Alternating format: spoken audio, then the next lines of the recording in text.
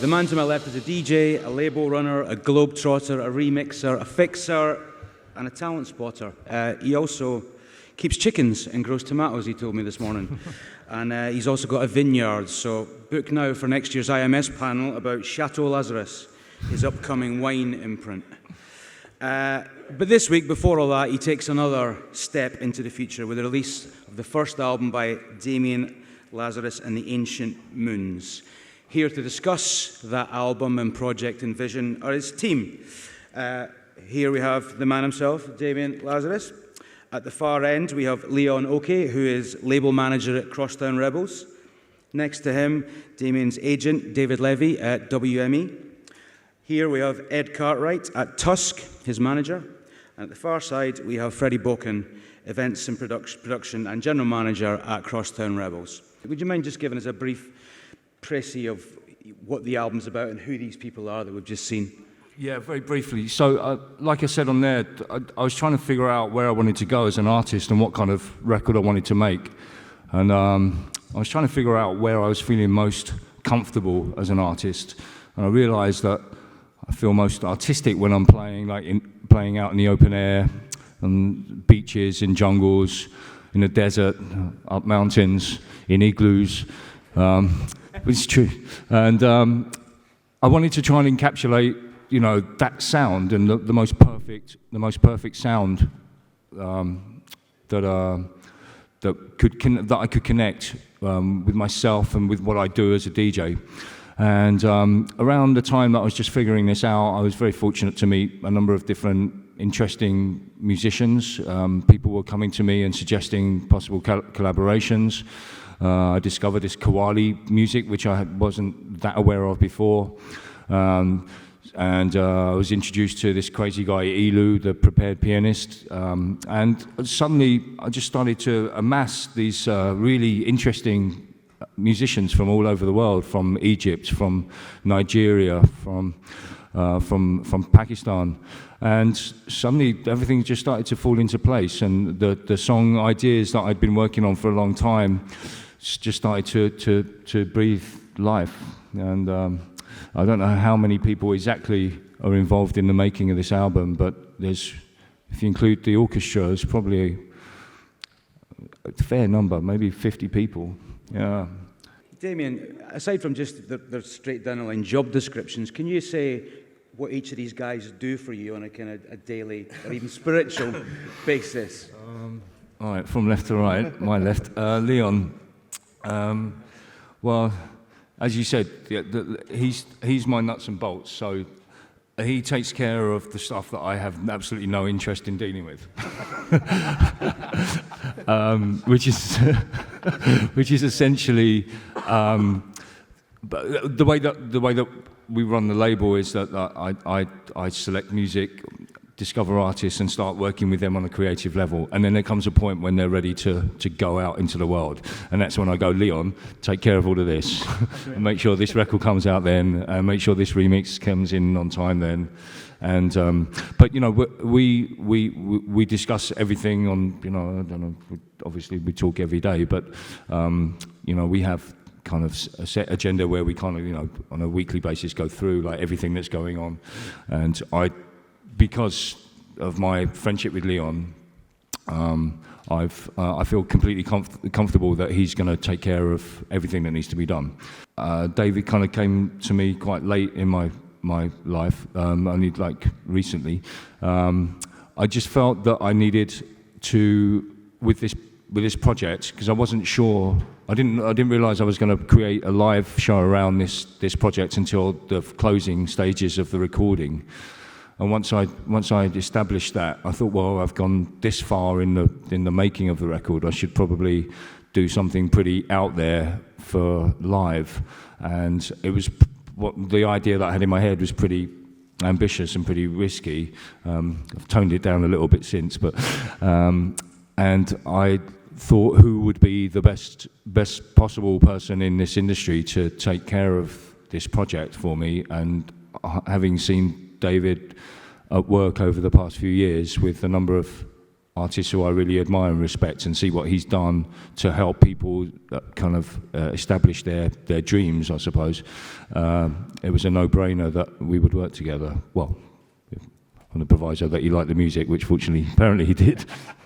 And Ed Cartwright, my best friend for around 20 years. Yeah, Ed and I formalised our friendship over a plate of cheesy peas, my signature dish at my house many years ago. And yeah, he's just become my spiritual advisor and technical support. And Fredi I met, I think at Sonar, somewhere between Sonar and Burning Man some years ago. And obviously you can't miss Fredi. So I was just like one of these guys you'd see around and, who is that dude? And he was managing another artist for a while, Runa RK, Kolsch. And at some point we discussed the possibility of us kind of, spending more time together. And I think Fredi liked the idea of kind of being on the road with me at the beginning and kind of like traveling with me everywhere. And we kind of took a while to kind of get the right, focused agenda for Fredi, because essentially he's become like my right-hand man. Like you said, I'm a bit of a control freak, and I'm happy to admit that. But over the past few years, I've realised that I can't control everything, and I really don't want to. So I do need help. And Fredi has provided me, for the first time in my life, with the opportunity to find someone that knows exactly what's in my head. So when we're doing an event or if we're creating a festival, he knows exactly the way I want things done, and I can feel rest assured that it's going to get taken care of.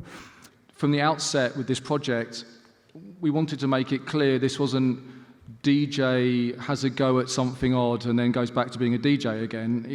This project, The Ancient Moons, is something that is a long-term commitment. It's an investment Damian's made in his career, and there's no shortcuts being taken here. The beautiful moments for me when I'm DJing are those moments when I'm playing a record or part of a track that really changes the vibe, kind of like when you can noticeably feel a change of emotion. And I wanted to make music that just does that gives people beautiful memories and great moments to cling on to. I think that kind of helped me decide to make it quite organic, working with musicians and real instruments, and songwriting and lyrics that touch people. So I think the vision was to create something that would really touch people in a good way. Yeah. David, you said 4 years ago when someone asked you what you were looking for in an artist you were going to work with, you said uniqueness. When I meet any artist, I ask myself, can I make a difference? I like to be more involved in the process as to why they are going to make that journey. Clearly, he's a man who goes on many journeys. Has he been a good creative partner more so than many other DJs in that regard? I think so. Damian has an encyclopedic knowledge of music. He made this record in Mexico, and it features people from India.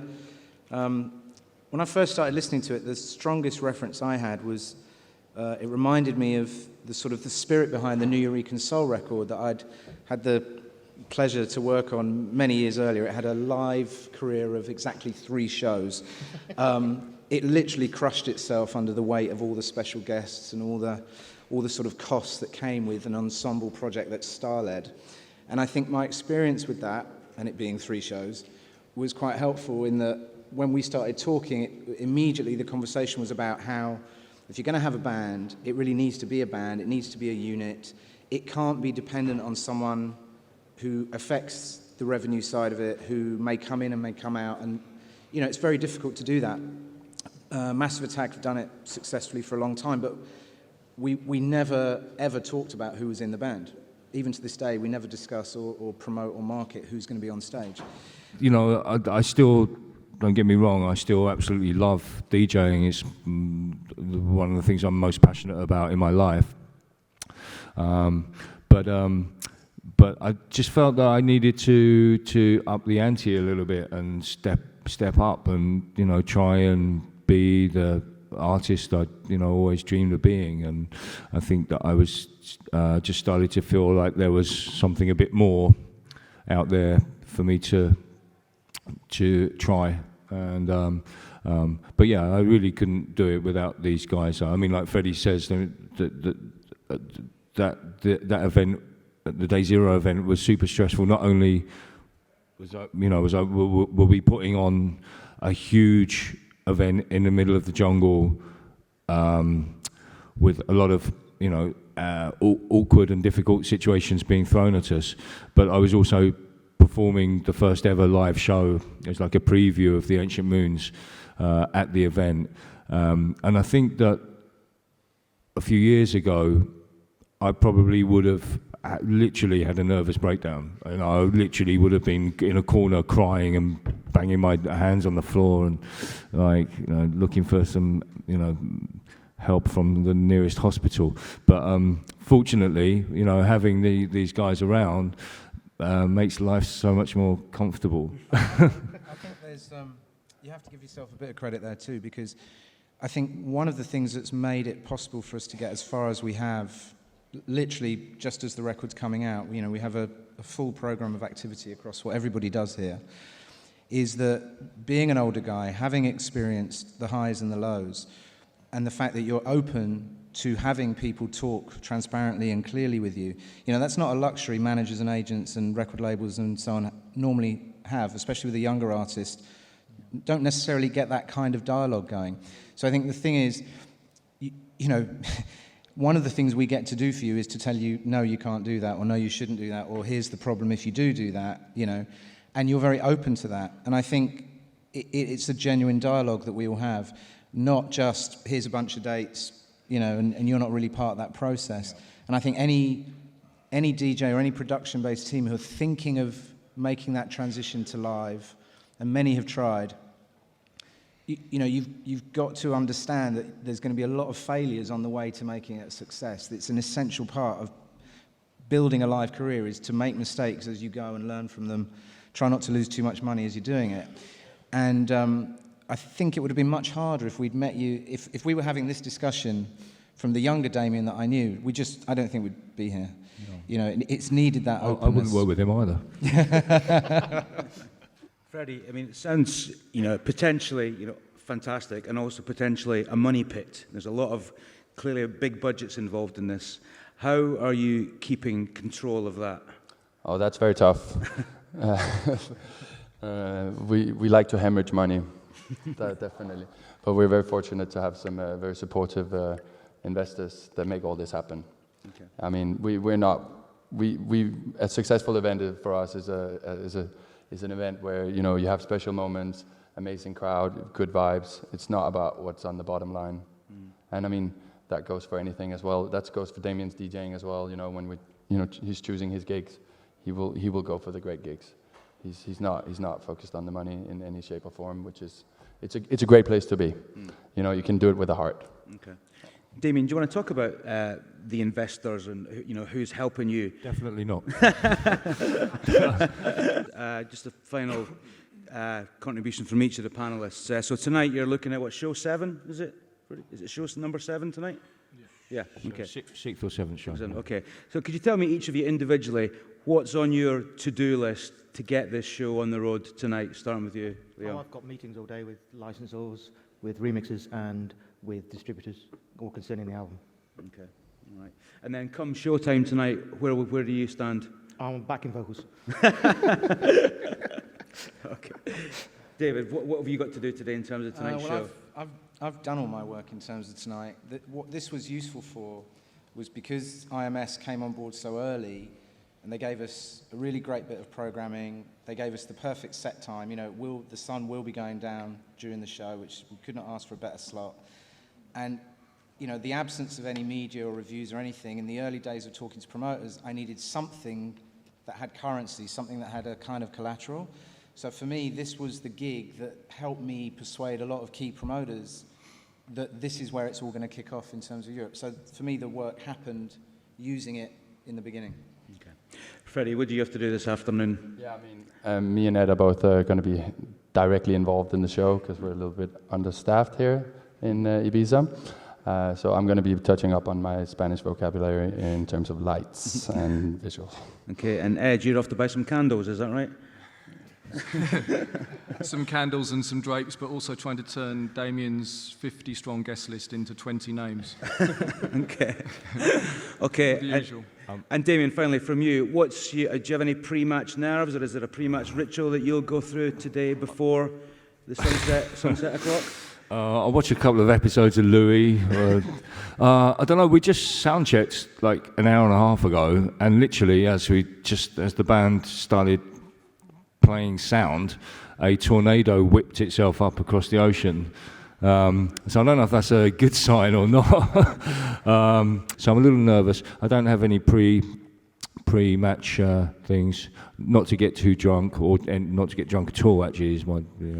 So I've taken certain things off my rider. I don't know. I'm treating this really differently from my regular DJing life. But it's going to be interesting to see how this summer pans out with the balance of like playing till 6, 7 every morning and then doing a live show the next night and then playing again. But I'm up for it. Brilliant. Thank you. Well, thank you, Fredi. Thank you, Leon. Thank you, David. Thank you, Ed. And thank you, Damian.